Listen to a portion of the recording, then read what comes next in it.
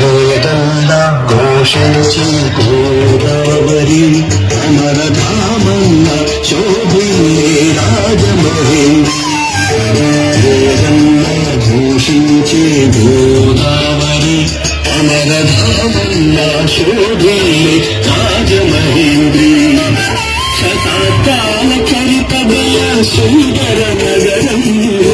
శతాబ్దాల చరితగల సుందర నగరం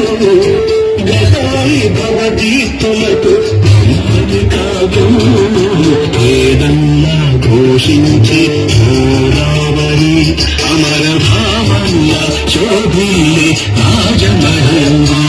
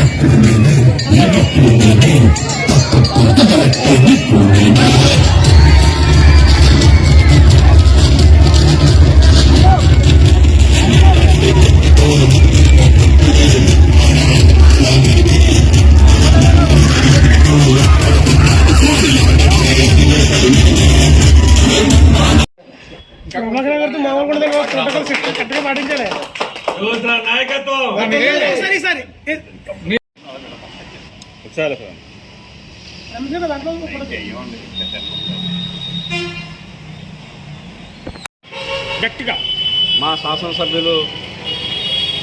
చరిత్రకారుడు అని చెప్పి మేము అనుదలుచుకున్నాం. ఎందుకంటే గత ప్రభుత్వం యావత్తు నియోజకవర్గ ప్రజలందరినీ దిగ్భ్రాంతికి గురి చేస్తూ అనేకమైన ఇబ్బందులకు గురి చేసిన చరిత్ర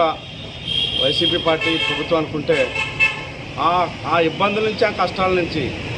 ఈ నియోజకవర్గ ప్రజల అన్ని విభాగాలని కాపాడిన చరిత్ర ఎవరికైనా ఉన్నదని అంటే అది వేగల జోగేశ్వరరావు గారికి అని చెప్పి అందుకే ఆయన చరిత్రకారుడు అని చెప్పి ఈరోజు అనదలుచుకున్నాము. ఖచ్చితంగా మండపేట నియోజకవర్గం మొత్తాన్ని ఇచ్చిన మాట కట్టుబడి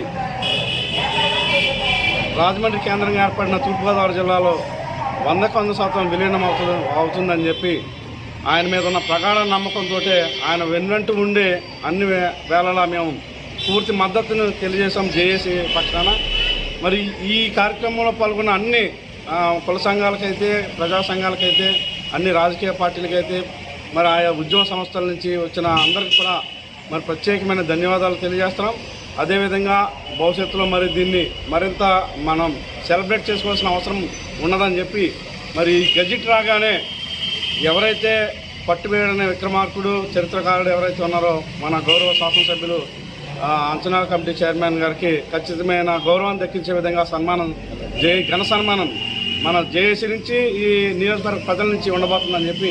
ఆ సన్మానంలో మా ఆనందాన్ని మేము ఆ రోజు వ్యక్తం చేయబోతున్నామని మా మీడియా మిత్రులు తలపెట్టిన ఉద్యమం ఈరోజు విజయం సాధించిందని చెప్పి నేను గర్వంగా చెప్తున్నాను.